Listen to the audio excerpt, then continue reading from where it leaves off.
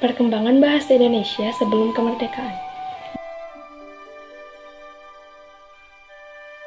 Bahasa Indonesia diresmikan sebagai bahasa nasional sehari setelah proklamasi kemerdekaan Indonesia 18 Agustus 1945. Ketetapan bahasa Indonesia dituangkan dalam Undang-Undang Dasar 1945 Pasal 36 yang menyatakan bahasa negara ialah bahasa Indonesia.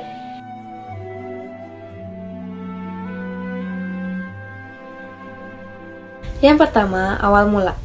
Bahasa Indonesia lahir pada 28 Oktober 1928 saat Sumpah Pemuda. Saat itu, para pemuda di pelosok Nusantara Tengah berkumpul dalam rapat pemuda. Rapat tersebut kemudian menghasilkan 3 ikrar yang diberi nama Sumpah Pemuda. Isi dari 3 ikrar tersebut adalah bertumpah darah, yang satu, tanah Indonesia. Yang kedua, berbangsa yang satu, bangsa Indonesia. Yang ketiga, menjunjung bahasa persatuan bahasa Indonesia. Ikrar ketiga menjadi tekad bahwa bahasa Indonesia merupakan bahasa persatuan milik bangsa Indonesia. Pada waktu itulah bahasa Indonesia dikukuhkan sebagai bahasa nasional. Bahasa Indonesia awalnya berasal dari bahasa Melayu. Dan sudah sejak dulu bahasa Indonesia dan bahasa Melayu dikenal oleh penduduk daerah. Yang bahasa sehari-harinya bukanlah bahasa Indonesia ataupun bahasa Melayu. Dengan bantuan para pedagang, bahasa Melayu disebarluaskan ke seluruh pantai Nusantara, terutama di kota-kota pelabuhan.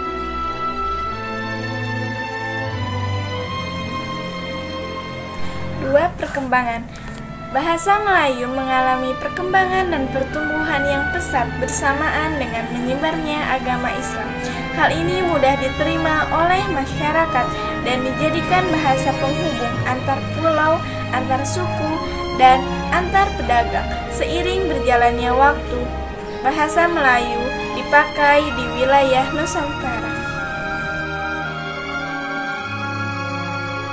Bahasa Melayu mulai menyerap kosakata dari berbagai bahasa seperti bahasa Sanskerta, bahasa Persia, bahasa Arab, dan bahasa-bahasa Eropa. Bermula dari situ, mulai muncul berbagai variasi dan dialek dari bahasa Melayu. Ini mendorong tumbuhnya rasa persaudaraan dan persatuan bangsa Indonesia.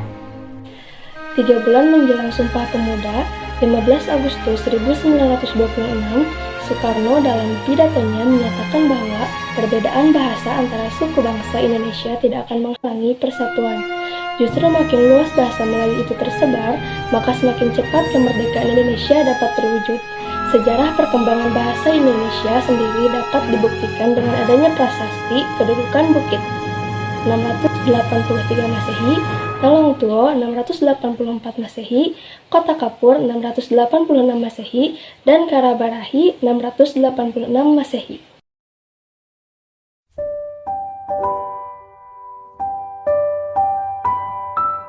Bahasa Indonesia sebelum merdeka.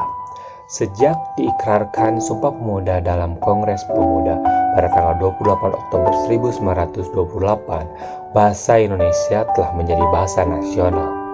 Kedudukan bahasa Indonesia sebagai bahasa telah dimungkinkan oleh kenyataan bahwa bahasa Melayu yang mendasari bahasa Indonesia itu telah dipakai sebagai lingua franca selama berabad-abad sebelumnya di seluruh kawasan Nusantara.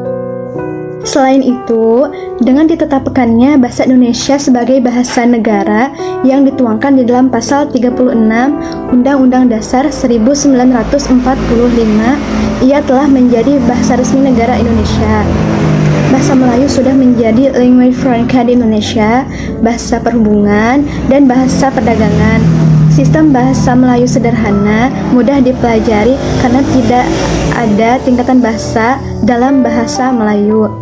Seperti dalam bahasa Jawa, ngoko dan kromo, atau dalam bahasa Sunda, kasar dan lemas. Suku-suku lain dengan sukarela menerima bahasa Melayu menjadi bahasa nasional Indonesia. Bahasa Melayu memiliki kesanggupan untuk dipakai sebagai bahasa kebudayaan dalam arti yang luas.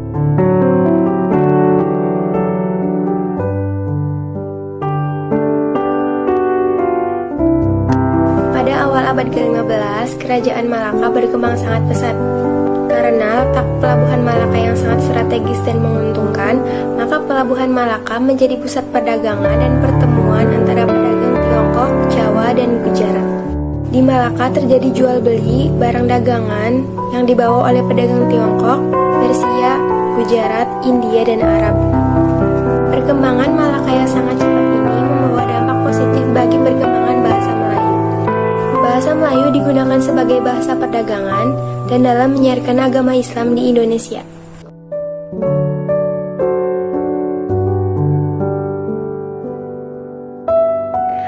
Bahasa Indonesia setelah merdeka. Dari hari ke hari, kedudukan bahasa Melayu sebagai lingua franca semakin kuat, terutama dengan tumbuhnya rasa persatuan dan kebangsaan di kalangan pemuda pada awal abad ke-20. Meskipun banyak mendapat rintangan dari pemerintah dan segolongan orang Belanda yang dengan keras menentang bahasa Melayu sebagai bahasa nasional di Indonesia, para pemuda yang tergabung dalam organisasi berusaha keras mempersatukan rakyat. Mereka sadar hanya dengan bahasa Melayu mereka dapat berhubungan dan komunikasi dengan rakyat. Usaha mereka mempersatukan rakyat, terutama para pemuda, memuncak pada Kongres Pemuda tanggal 28 Oktober 1928.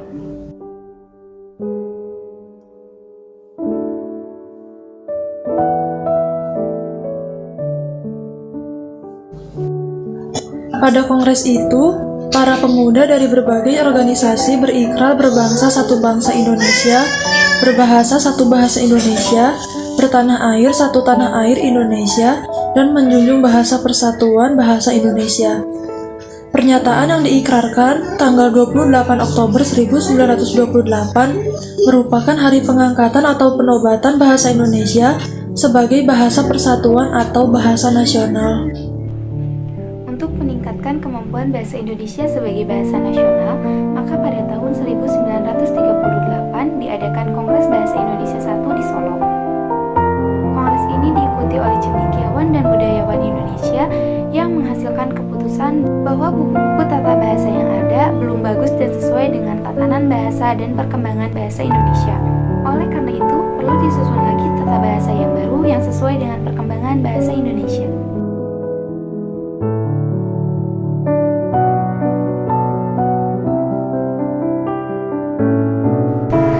Perkembangan dan pertumbuhan bahasa Melayu tampak lebih jelas dari berbagai peninggalan-peninggalan.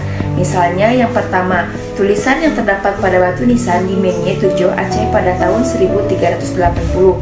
Yang kedua, prasasti kedudukan bukit di Palembang pada tahun 683. Yang ketiga, prasasti Talang Tuo di Palembang pada tahun 684.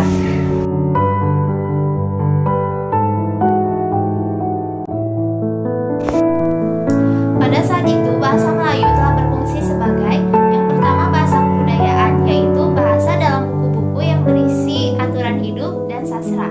Yang kedua, bahasa perhubungan antar suku yang ada di Indonesia. Yang ketiga, bahasa perdagangan, baik bagi orang yang ada di Indonesia ataupun pedagang yang berasal dari luar. Yang keempat, sebagai bahasa resmi kerajaan.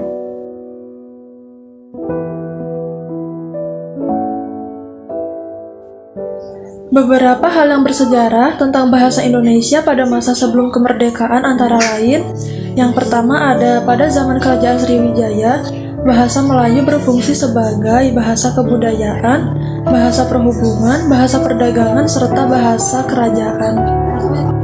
Pada masa penjajahan Belanda, bahasa Melayu tetap digunakan sebagai bahasa penghubung masyarakat Indonesia. Ketiga, pada tanggal 28 Oktober tahun 1928, saat diikrarkannya Sumpah Pemuda, bahasa Melayu telah diubah namanya menjadi Bahasa Indonesia oleh seluruh pemuda di tanah air. Sejak saat itu, bahasa Indonesia telah resmi menjadi bahasa persatuan dan bahasa nasional.